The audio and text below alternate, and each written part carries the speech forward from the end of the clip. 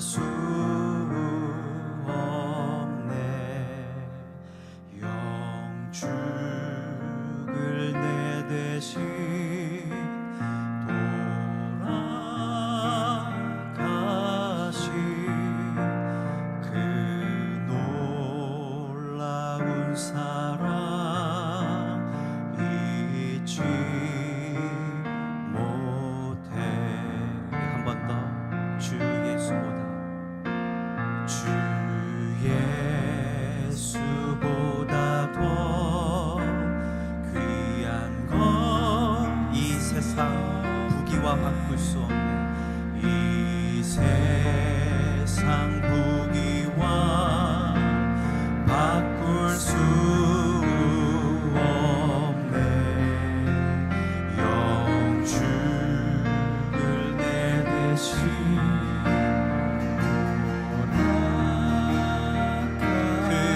놀라운 사랑 잊지 못해.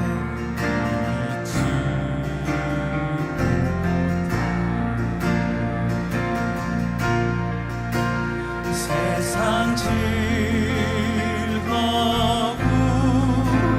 다 버리고 세상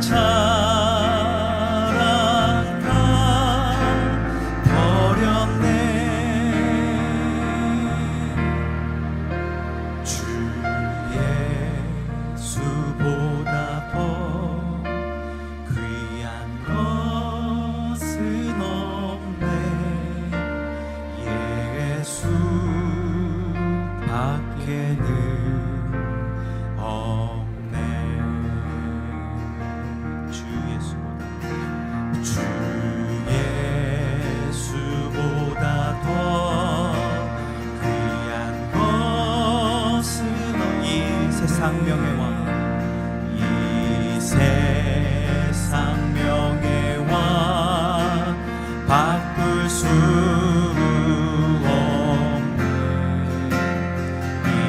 이전에 즐기던 세상 일도 주 사랑하는 맘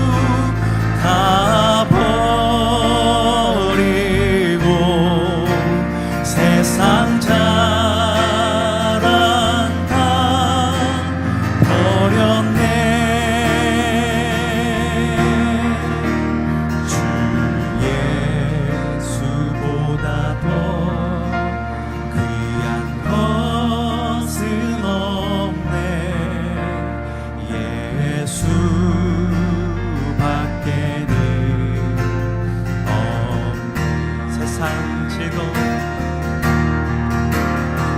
세상 즐거움 다 버리고 세상 자랑 다 버렸네.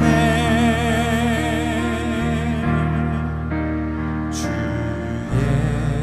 예수보다 더 귀한 것은 없네.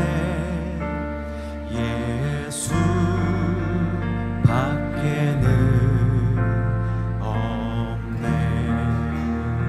예수 밖에는 예수 밖에 예수 밖에는 예수 밖에 예수 밖에 예수 밖에는 없네.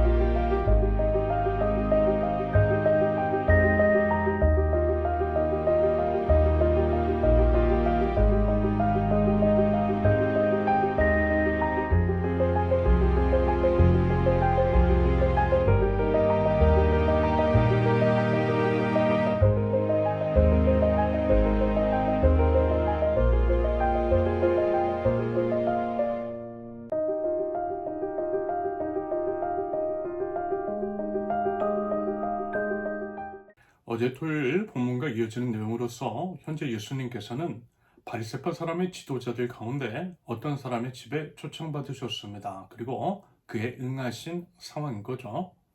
15절 함께 먹고 있던 사람 가운데 하나가 라는 표현에서 예수님은 사람들과 함께 먹고 계시던 중이셨어요. 사람들과 함께 먹고 계신 예수님. 그러면서 성경에서는 먹음의 이미지가 참 자주 표현되더라고 했죠.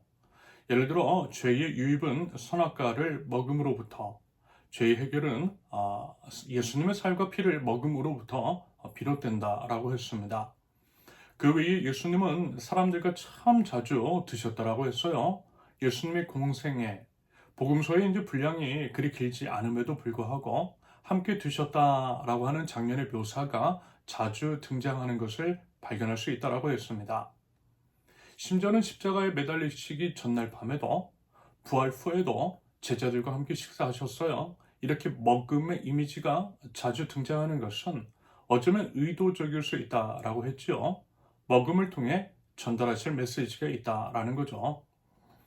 하나님 나라의 원리, 예수님께서 가르쳐 주신 가장 중요한 계명은 내 이웃을 내 자신과 같이 사랑하라.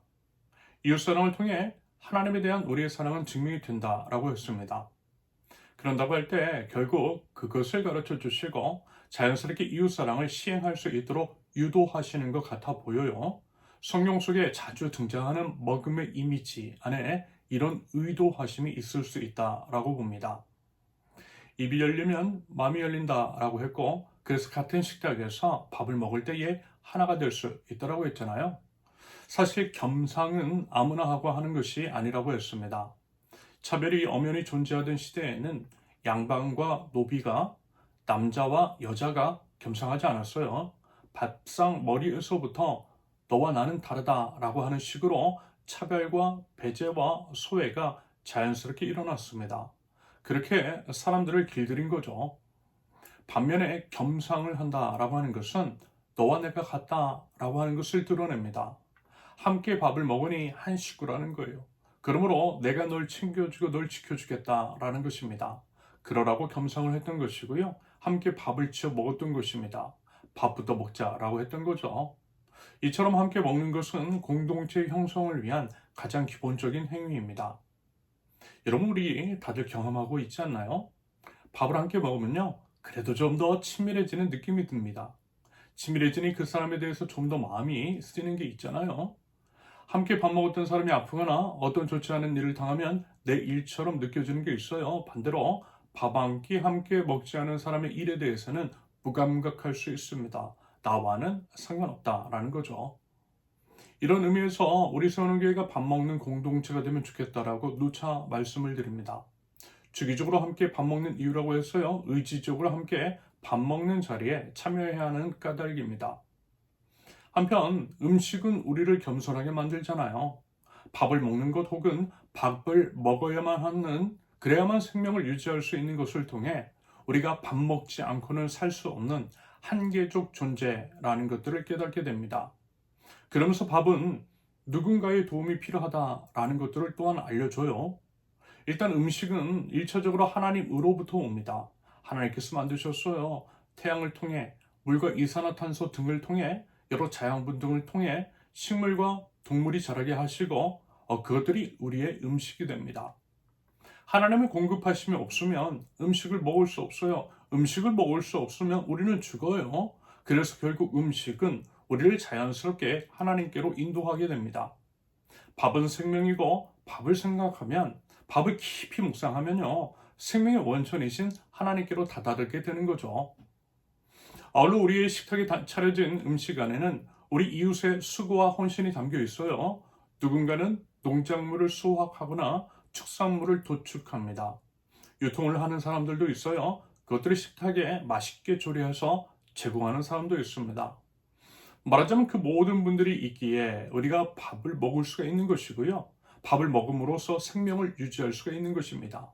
반대로 그런 분들이 안 계시면 밥 먹고 살기 힘들어요. 그래서 결국 우리의 생명은 우리 이웃의 손에 달려 있어요. 우리가 우리 이웃을 소중히 여기고 돕고 살려내야 하는 이유입니다. 그렇게 우리가 먹는 음식 안에는 서로의 희생과 헌신이 담겨 있어요. 신앙인이라면 음식을 통해 이런 것도 묵상할 필요가 있다라고 봅니다.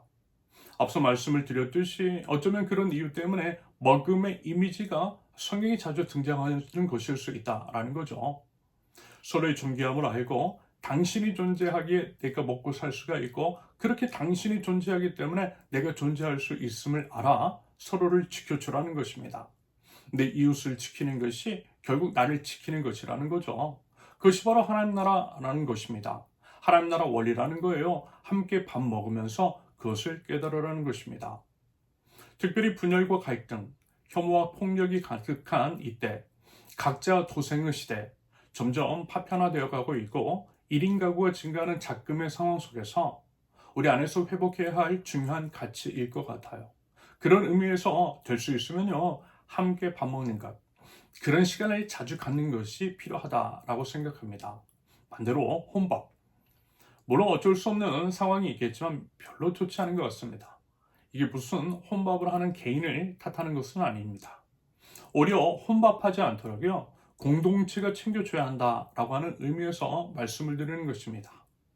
혼밥, 고독, 고독사, 점점 이렇게 사회가 분열하고 파편화되고 개별화될수록 이 땅의 사망의 냄새는 진해질 것입니다. 그걸요, 우리가 막아야 한다는 거예요. 왜요? 우리는 생명의 하나님을 예배하는 하나님 나라 백성이기 때문입니다.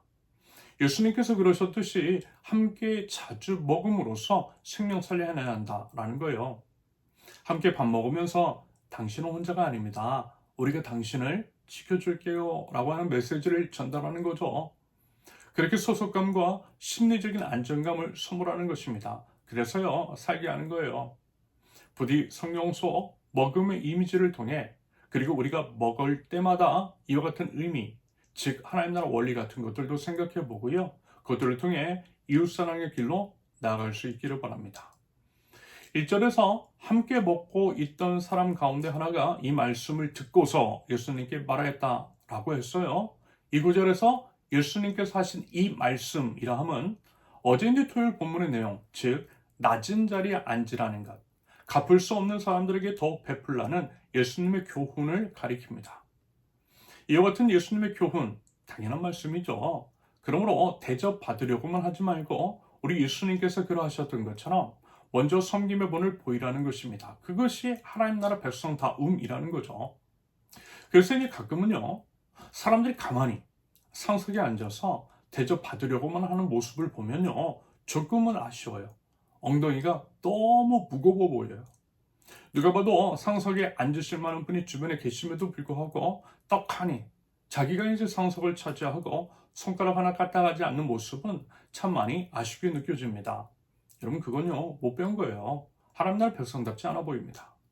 아울러 가진 사람에게만 자라는 모습 또한 별로 보기가 좋지 않아요. 뻔히 그 속내가 보이기 때문입니다. 결국에는 뭔가 얻어낼 것이 있으니 그와 같은 행동을 하는 것이겠죠. 하지만 여러분, 그거 아니잖아요. 하나님 나라 백성은요, 뭔가 달라야만 합니다. 우리 예수님 믿는 사람이잖아요. 그럼요, 예수님의 본을 따라 예수님 말씀 따라 사는 것이 맞는 거죠. 부디 우리는요, 예수님의 말씀을 따라서 먼저 부지런히 섬길 줄도 알고요, 사람들을 차별 없이 사랑할 줄도 알면 좋겠습니다. 여러분, 그것이 바로 믿음입니다. 기도 많이 하고 성경 많이 아는 것이 아니라 예수님의 말씀을 따라 삶으로 살아내는 것이 진짜 믿음입니다. 함께 식사를 하던 한 사람이 예수님께 말씀을 드렸는데, 하나님 나라에서 음식을 먹는 사람은 복이 있다라고 말합니다. 하나님 나라에서 음식을 먹는 사람은 하나님 나라에 속한 사람, 구원을 받은 사람이겠죠. 그러면요, 당연히 복이 있는 사람입니다. 부디 우리도요, 하나님 나라에서 함께 음식을 먹는 복된 사람일 수 있기를 바랍니다. 우리 함께 이제 손잡고 하나님 나라 들어가면 좋겠어요.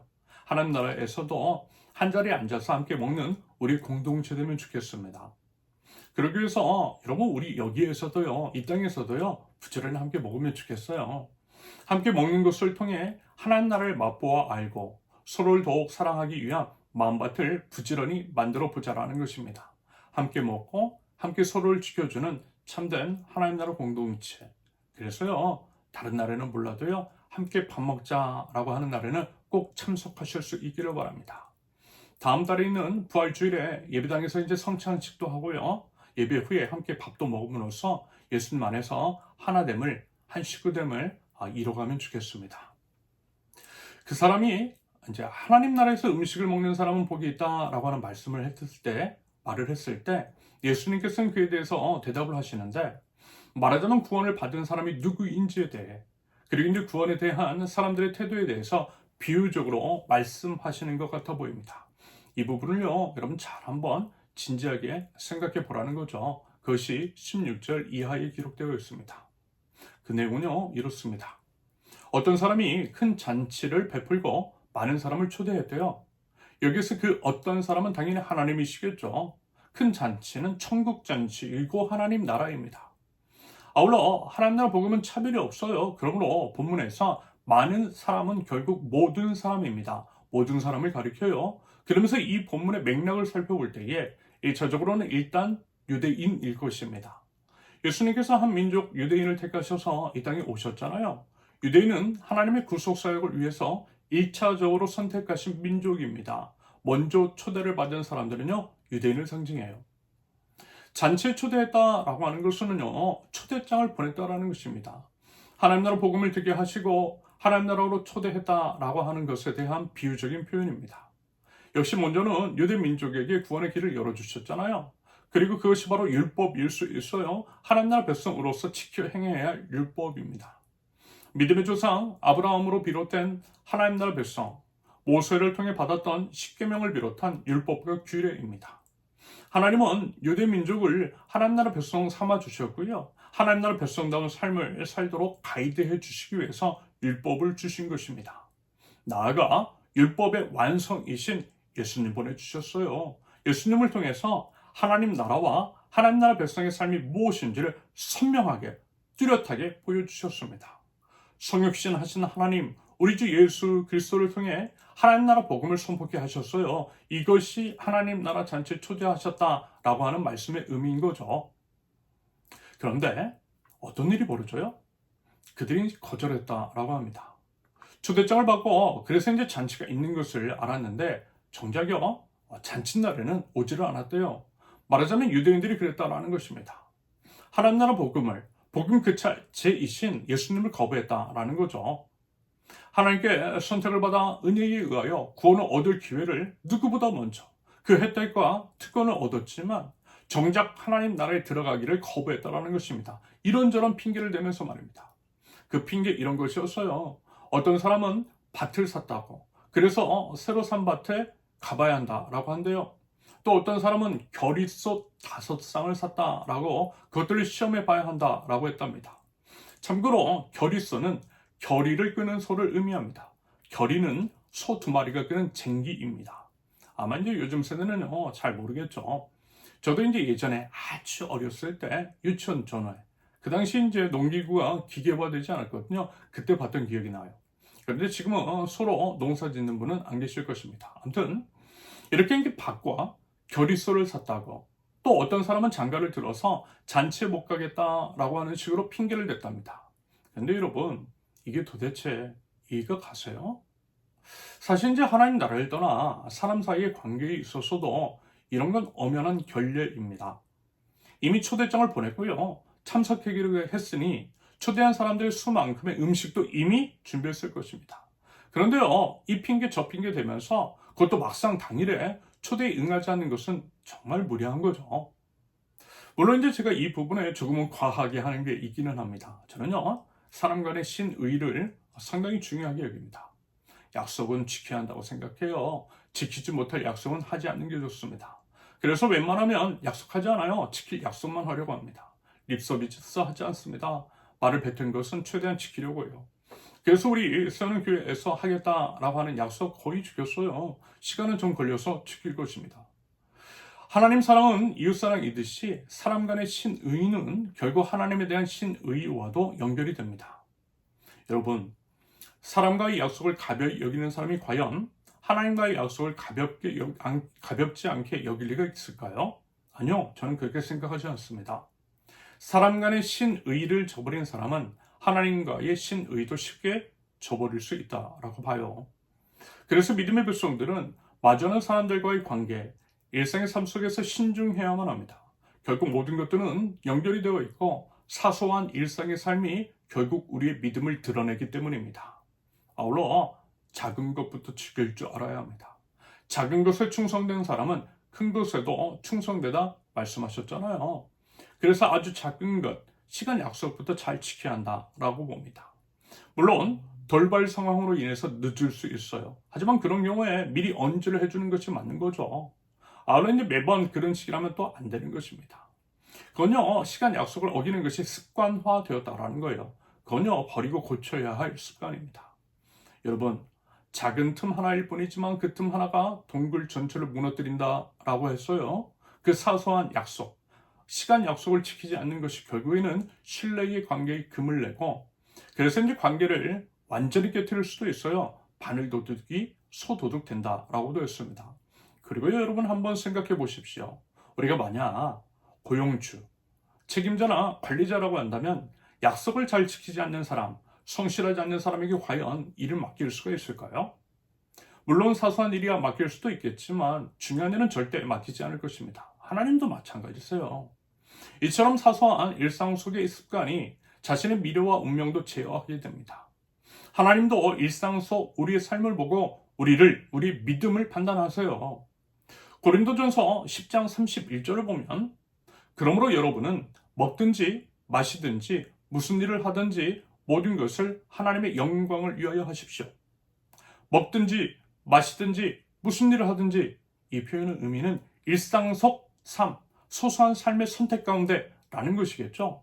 그러면서 어떻게 해요? 그 모든 것들을 하나님의 영광을 위해서 하래요. 결국 무슨 얘기냐면 일상 속에서 이루어지는 소소한 삶의 선택과 습관, 언행 같은 것들이 우리의 믿음을 드러내는 것이라는 겁니다. 여러분, 사람들은 몰라요. 우리가 골방에서 기도를 하는지 말씀을 보는지 주일에 예배를 하는지 몰라요. 사실 관심도 없어요. 하지만 우리의 삶은 똑똑히 지켜보고 있어요. 왜요? 자기들의 삶과도 연관이 되어 있으니까. 그래서 우리의 일상 속 삶을 보고 우리를 판단합니다. 그렇게 우리 믿음이 드러나는 거죠. 광장에 나와서 하나님 의논하고 갈라진 목소리로 통성으로 기도하고 큰 소리로 찬양을 한다라고 해서 여러분 그걸 보고 믿음이 있다 하지 않아요. 하나님도 절대 그런 것들을 믿음으로 인정하지 않으십니다. 아무리 종교적인 수사를 쓰고 종교적인 겉모습을 취하고 있다 할지라도 일상 속에서 혐오, 차별, 배제, 소외, 폭력이 그 사람의 삶에 농후하다면 혹은 아주 소소한 일들이라 할지라도 신의를 저버리는 행동을 습관적으로 한다면 하나님은 물론이고요. 사람들도 그 사람의 믿음을 의심할 수밖에 없을 것입니다.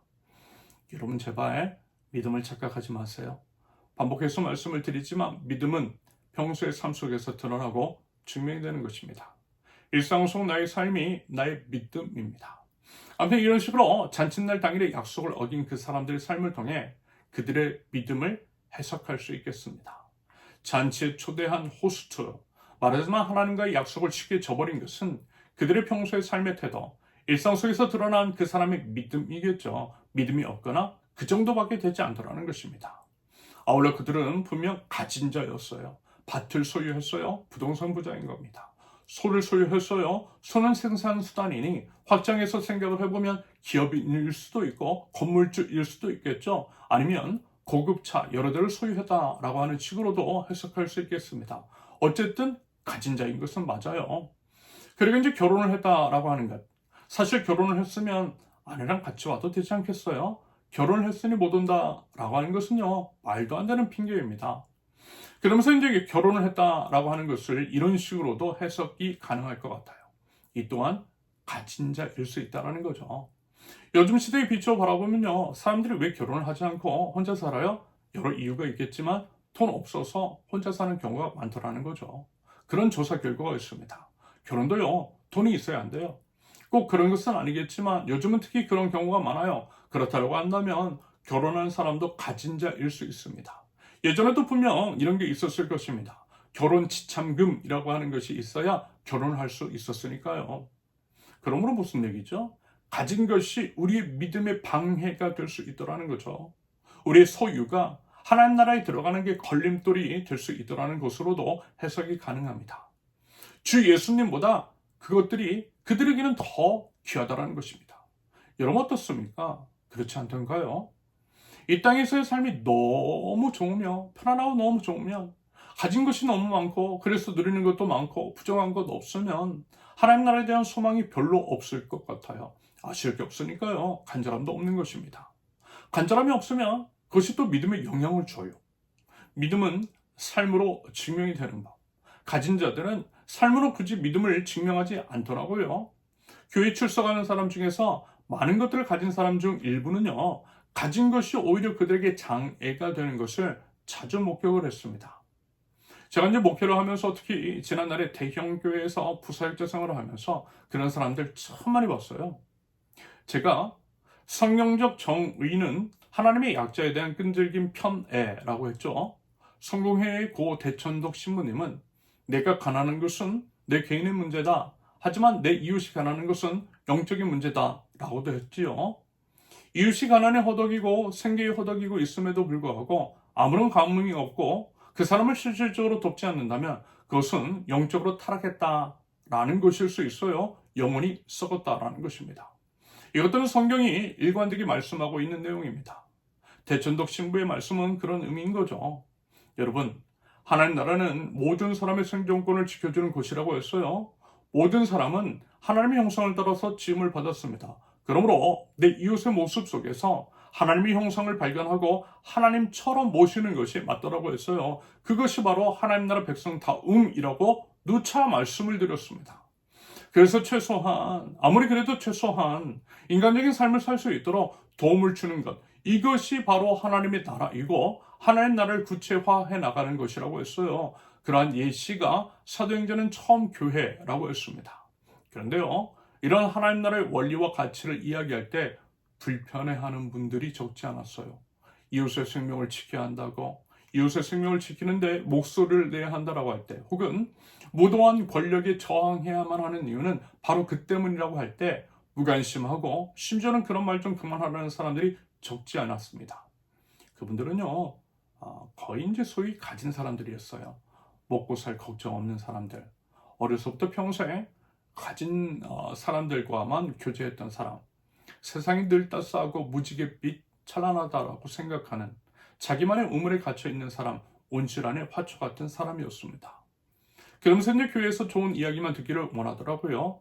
교양, 광자, 강좌 같은 수사를 선호했습니다. 자신의 이제 수준에 맞는 사람들과 교제하는 것들을 즐겼어요. 교회를 세상 친교 모임으로 생각하는 것 같았습니다. 교회에서도요, 대접받기를 원했어요. 작은 교회는 가지 않았고요. 대형 교회, 유명한 목사만 찾아다녔어요. 그런 사람 생각보다 많이 봤어요. 결국 가진 게 많아서 그런 것일 수 있겠다 싶었습니다. 배고파 본 적 없어서 배고픈 이웃의 삶을 이해 못하는 것일 수 있겠다 싶었어요. 그래서 자기만 딴 세상에 사는 것일 수 있겠다 싶었습니다. 나라도 개인의 삶도 녹아 들어가기 때문에 무도하고 무능한 권력이 소리라도 지르기 위해서 광장에 나가는 것일 텐데 무관심하더라고요. 왜요? 자신은 IMF가 또다시 찾아와도 별로 영향받지 않거든요. 왜요? 부자여서. 여러분, 경제 위기든 자연재해든 질병이든 가장 먼저 죽어나가는 것은 약자입니다. 그래서 그런 일들이 일어나지 않도록 막아야 하는 거예요. 여러분, 그것이 우리의 사명인 거죠. 그래서요, 이웃의 삶 혹은 이웃의 삶에 영향을 끼치는 여러 요인 등에 대해서 무관심한 것은요, 믿음 없는 것일 수도 있다라고 봐요. 여러분, 믿으면요, 우리 예수님이 어떤 분이신지를 알면요, 결코 그럴 수는 없는 법입니다. 나만 혼자서 여기가 좋사오니 할 수 없어요. 나만 좋으면 된다라고 하는 식으로 절대 못해요. 성령님께서 절대 그 상태에 머물게 하지 않으시거든요. 이웃을 위해서 나서게 하세요. 믿는 자에게는 성령님이 내주하시고 성령님이 내주하시면 그렇게 돼요. 성령님은 사람을 감동시키시고 움직이셔서 이웃을 위해서 나서게 하십니다. 하나님 대신에 그 일들을 하게 함으로써 사람을 살려내시는 거죠. 그런 삶이 우리의 믿음을 증명합니다. 한편 여러분 어떻습니까? 가진 게 많으면 좋지요. 그것들을 누리고 싶죠. 최신형 핸드폰을 구입했을 때, 새 차나 새 집을 마련했을 때 얼마나 좋아요. 그것들의 마음을 온통 빼앗겨요. 빼앗겨서 다른 게 생각이 안 나요. 그런데 문제는 그러다가 하나님마저도 생각이 안 날 수 있더라는 것. 그것들의 마음을 빼앗기니 하나님께 드릴 마음과 에너지와 시간이 모자라는 거죠. 말하자면 본문에서 그 사람들이 그랬던 것일 수 있겠습니다. 아울러 돈으로 많은 것들이 해결되는 세상, 굳이 하나님 없이도 잘 나가고 하나님 없이도 돈으로 해결할 수가 있으니 하나님 필요 없다 하는 것이겠죠. 대신 내 돈으로, 대신 내 가진 권력으로 할 수 있다라고 교만을 떠는 것입니다. 이런 면에서 가진 것이 하나님께 나가는데 장애가 될 수 있어요. 가진 것이 많은 사람들이 상대적으로 하나님을 덜 찾는 이유일 수 있습니다. 그래서라도요, 여러분 의지적으로 소유에 대한 집착과 미련을 버리는 훈련을 해야 되는 것입니다. 한편 가진 것이 없는 사람들, 장애가 있거나 기타 여러 문제 등으로 인해서 소외된 사람들은요, 하나님밖에 없어요. 그래서 하나님 더 찾게 되는 것입니다. 하나님께서 오라 하실 때 기꺼이 와요. 불러주는 분 하나님밖에 없으니까 얼마나 감사해요. 저 같은 사람이 그래요. 그래서 오히려 가진 게 없음이 저는 참 감사합니다. 저는요, 하나님밖에 없어요. 그래서 이제 본문에서 잔치를 베푼 주인이 오라고 했을 때 바로 반응했던 것입니다. 이들은 복음으로부터 소외된 사람들, 유대인으로부터 배척을 받았던 사회적 약자나 이방인을 상징합니다. 비록 유대인으로부터는 자격 없다 여겨졌지만 정작 잔치에 초대를 받은 것은 누구요? 바로 그들이었어요. 자격 없는 자에게 베풀어 주시는 하나님의 선물 은혜라고 하죠. 은혜의 복음이 그들에게 임한 것입니다. 은혜의 복음 되었던 것은 다름 아닌 그들의 반응 때문이었어요. 자신의 자격 없음을 알아 감사함으로 구원의 초대에 응한 것, 삶으로 반응한 것, 바로 그것이었습니다. 부디 우리도요, 하나님께 온전히 감사함으로 적극적으로 무엇보다 삶으로 증명되는 믿음으로 반응할 수 있기를 바랍니다. 그리고요, 제발 버리자고요. 설령 가진 것이 있다 할지라도 그것들을 무용한 것으로 배설물로 여기자고요. 대신 주 예수님보다 더 귀한 거 없다라고 하는 그 고백을 우리 말과 삶으로 들여보자라는 것입니다. 그러려면 여러분 어떻게 해야겠어요? 여러분, 소유하는데 돈 너무 많이 쓰지 마세요. 돈이 있는 곳에 마음도 있다라고 했어요. 많은 돈 들인 것에 내 마음도 있어요. 우리가 소유한 값비싼 것, 거기에 우리 마음이 있어요. 그것이 바로 우상입니다. 그것이 우리의 믿음을 가로막는 장애물입니다. 하지만 결국 모든 것들은 썩어 없어지잖아요. 사실 죽을 때 가져갈 수 있는 것도 아니잖아요. 언제 죽을 줄도 모르잖아요. 죽으면 그게 무슨 소용이 있겠어요. 그런데 뭘 그렇게 욕심을 내냐라는 것입니다. 아울러서 새 것 있잖아요. 새 것 너무 좋아하지 마세요. 중고도 괜찮아요. 공유 공간이나 공유 물품도 좋아요. 기후 위기의 시대에 새 건물을 만들어낼수록 지구는 더 아파요. 남이 쓰던 물건 중에서 멀쩡한 물건, 좋은 물건도 많잖아요. 그것들을 활용하는 것이 또 다른 우리 이웃인 지구를 지키는 길입니다. 공유 공간을 사용하는 것도 마찬가지예요. 그리고 여러분, 그것이 바로 믿음입니다. 이웃을 사랑함을 통해 우리 믿음이 증명이 되는 것이고 은혜의 복음에 대한 마땅한 반응일 수 있어요. 무엇보다 중고 물품에는 마음을 덜 뺏기더라고요. 중고니까 새 것보다 확실히 덜 뺏겨요. 그럼 우리 믿음 생활에 더 좋은 거 아닌가요?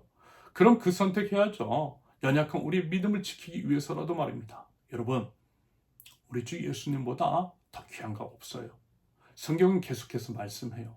예수님을 가장 많이 사랑해야 한다라고 말입니다. 그 예수님, 먼저 가장 귀한 사랑, 생명 주신 그 사랑, 우리 이미 우리에게 주셨잖아요. 그 은혜의 복음에 대해서 이제는 우리가 반응해야만 하는 차례입니다. 그러기 위해서 우리는 과연 우리 일상 속 삶 속에서 어떠한 선택을 해나가야 할까요? 바라기는 자격 없고 능력 없는 우리를 구원해 주신 우리 주님께 감사드리며 바른 삶의 반응을 올려드릴 줄 아는 하나님 나라 백성들, 저와 여러분들 모두 되실 수 있기를 예수님의 이름으로 축원합니다. 함께 기도합니다.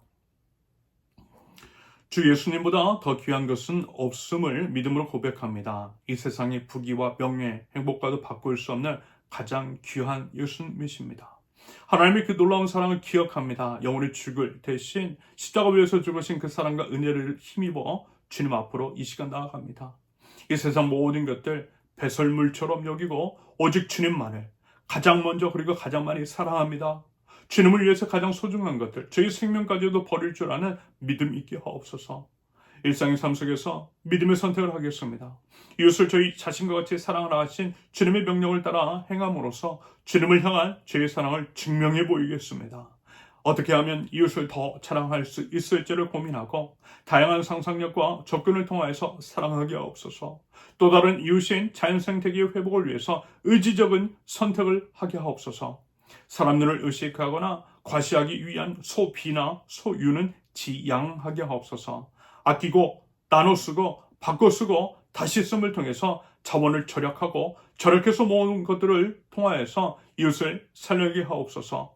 하나님 나라 백성의 정체성이 소유나 소비가 아닌 사랑과 나눔에 있음을 알게 하시고 실천하는 믿음을 허락하여 주시옵소서. 자격 없는 저에게 구원의 은혜를 베풀어 주신 주님, 그 은혜의 감사와 찬양과 영광을 올려드립니다. 하나님, 그 은혜를 아는 자로서 우리 주님 부르실 때 아멘 하며 달려나가는 저희 되게 없어서 주님께서 부르시면 모든 것들을 버리고 순종할 줄 아는 그 믿음을 허락하여 주시옵소서. 은혜의 복음을 힘써 전하게 하시되 값없이 그 은혜를 받았으니 그 사랑과 은혜를 또한 값없이 주변 이웃들에게, 특히 사랑이 고프고 연약한 우리 이웃들에게 전하는 저희 되게 하옵소서. 하나님, 여전히 대한민국 사회는 혼란스럽고 어지럽습니다. 지연된 정의에 의해서 마음은 점점 타들어갑니다. 무도한 권력, 기득권들의 횡포에 국민들의 삶은 무너져가고 나라는 녹아들어갑니다. 하지만 두 눈 시퍼렇게 뜨고 계시는 하나님께서는 모든 것들을 다 보고 계시며 훼손된 정의를 바로잡아 주실 줄로 믿습니다.